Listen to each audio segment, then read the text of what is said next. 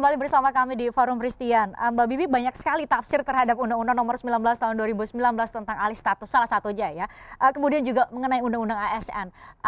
Tepatkah tadi saya mau menguji sudut pandang dari Prof. Romli bahwa tepatkah ya tidak salah pimpinan KPK buat ada tes atau asesmen, ada tes wawasan kebangsaan. Tadi saya sampaikan ada sudut pandang lain, tidak hanya tes wawasan kebangsaan, tapi soal tes wawasan kebangsaan yang bagi Pak Giri dan sejumlah pihak mempertanyakan kok soalnya seperti itu, Mbak Bibi. Ya, jadi saya kira kalau bicara tafsir menafsir, sebenarnya kan yang paling sahih tafsirnya itu putusan Mahkamah Konstitusi ya. Dan putusan Mahkamah Konstitusi sebenarnya sudah menyatakan dengan jelas bahwa yang dimaksud dalam pasal 69C Undang-Undang 19 2019 itu yang mengatakan soal alih status memang hanya alih status begitu. Jadi ini dulu nih yang mesti diluruskan nih Christian, karena ada anggapan alih status itu dites kemudian ada yang tidak lulus begitu ya. Padahal alih status ya alih status. Nah, dengan itu ya saya kira sangat valid tentu saja putusan Mahkamah Konstitusi di level undang-undang, kemudian diturunkan ada PP 41 2020 tentang alih status, masih tentang alih status dan masih tidak menyebut tes wawasan kebangsaan. Baru kemudian di peraturan KPK nomor 1 2021 itu muncul istilah tes wawasan kebangsaan. Nah, jadi sebenarnya tidak berdasar hukumnya kelihatan dari alur itu bahwa betul ada alih status. Iya, maksudnya sebagai orang yang belajar hukum, saya juga paham bahwa sudah ada putusan MK dan lain sebagainya, kita akui memang harus alih status. Tapi pertanyaannya adalah bukankah Undang-Undang 19 tidak mengatakan akan ada perampingan jumlah pegawai. Hanya dikatakan alih status. Artinya ya benar-benar katakanlah ada 100 pindah 100 menjadi ASN. Sebenarnya itu yang diperintahkan dan itu yang diperjelas oleh Mahkamah Konstitusi. Itu satu ya. Dan catatan yang keduanya adalah saya kira wajar saja kalau kemudian berkembang berbagai pertanyaan soal apakah ini penyingkiran atau memang semata-mata menjalankan undang-undang. Mengapa? Karena bahkan tadi saya agak terkejut mendengar Pak Giri bilang sampai sekarang rupanya belum tahu. Belum ada pemberitahuan secara resmi. Belum ada pemberitahuan dan saya paham, saya juga dapat di sebuah pesan yang beredar, misalnya kriteria merah itu apa dan seterusnya. Tapi kan itu tidak resmi.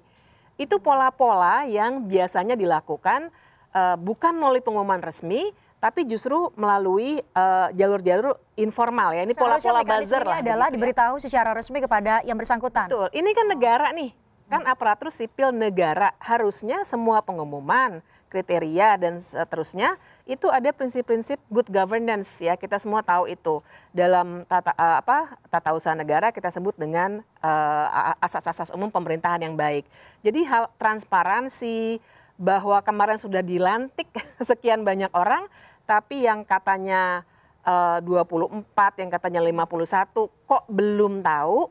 Bagi saya tentu saja tidak heran kalau kemudian muncul, ini maksudnya apa? Kok tidak transparan, tidak pernah dijelaskan? Dan kalau perlakuan yang sama ya, ini juga asas penting dalam good governance. Yang sudah dituturkan oleh banyak disampaikan oleh Ketua KPK bahwa pertanyaannya sama kok ke semuanya. Pertanyaan tertulis yang saya dengar memang sama karena saya bukan peserta tes ya, tapi saya sudah berbicara mewawancara kawan-kawannya Pak Giri. Pertanyaan tertulisnya sama, tapi wawancara itu ada yang cuma diwawancara sekitar kurang dari 15 menit, ada yang 1 jam, ada yang 2 jam. Dan pertanyaannya pun juga tidak seragam dalam wawancara ya, karena itu kan memang namanya tes seperti kita kalau tes masuk kerja ya, ada beberapa level kan, ada esai, begitu ada pertanyaan yang setuju tidak setuju, kemudian wawancara. Nah wawancaranya itu ternyata perlakuannya tidak sama dan sekali lagi juga tidak pernah dijelaskan misalnya yang mewawancara siapa sih sebenarnya dan seterusnya. Ingat TWK itu pun, ini catatan lainnya nih sebenarnya, saya jadi teringat bahwa TWK itu ada betul. Tapi TWK yang diterapkan pada KPK adalah sebenarnya namanya IMB, Indeks Moderasi Bernegara.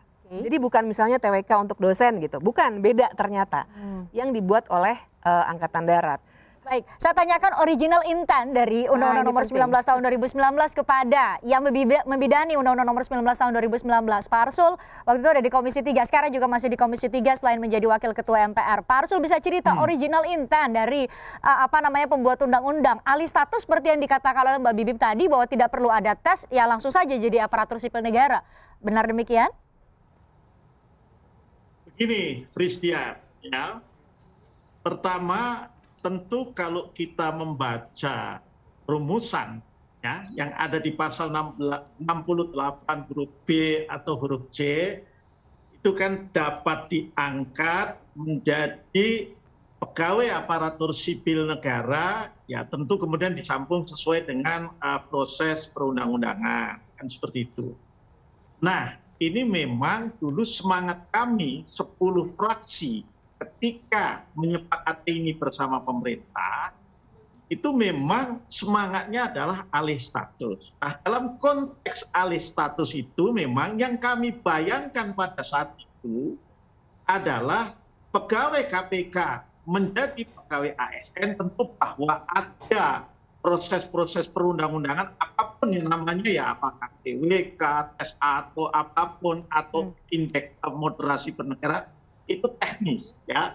Tetapi adalah beralih dulu, setelah beralih kemudian tentu kalau apa yang disebut wawasan kebangsaannya atau indeks moderasi pernegaranya itu dianggap kurang, belum memenuhi syarat, maka dilakukan pembinaan. Ya, istilah singkatnya beginilah, harus dibina dulu. Kalau memang setelah ada proses pembinaan tidak bisa dibina, ya, maka bolehlah dilakukan pembinasaan. Kira-kira begitu kalau dalam bahasa premannya, begitu. Kenapa? Karena yang namanya undang-undang dan juga pembentuk undang-undang itu selalu berprasangka baik bahwa yang namanya manusia itu bisa berubah. Dan Tuhan juga begitu, ya. Menciptakan manusia itu bukan kemudian tidak bisa dirubah. Ya. Kita lihat misalnya dalam Undang-Undang Nomor 5 tahun 2018, ya, kenapa kok kemudian undang-undang itu menetapkan pengaturan tentang deradikalisasi dan kontraradikalisasi yang harus dijalankan oleh pemerintah terhadap, ya, orang yang sudah terpapar paham radikal teroris maupun paham radikal intoleran. Kenapa?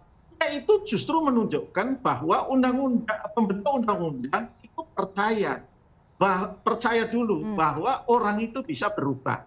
Nah, sekarang asumsinya kalau ada wawasan kebangsaannya kurang, tidak memenuhi syarat, ya, itu kita lihat dulu, ada proses dulu, bisa berubah apa enggak. Nah, kalau ini dengan tanpa mengurangi rasa hormat, Kepala BKN mengatakan bahwa yang ini itu sudah tidak bisa berubah, merah dan segala macam. Ya, saya justru ingin mengatakan bahwa BKN kalah set kalau begitu dengan BNPT, dengan Densus 88. Bayangkan orang yang sudah menjadi teroris saja itu terus dilakukan ikhtiar untuk melakukan deradikalisasi. Kok ini langsung divonis mati? Nah, jadi kita jangan mempermasalahkan TWK-nya. Hakikat saja yang kita permasalahkan substansi atau pertanyaan-pertanyaan dari TWK-nya bermartabat atau tidak, begitu kan. Dan yang kedua, ya, kemudian hasil dari TWK itu sebetulnya sudah betul ketika hasilnya bukan lolos atau tidak lolos, TMS atau MS.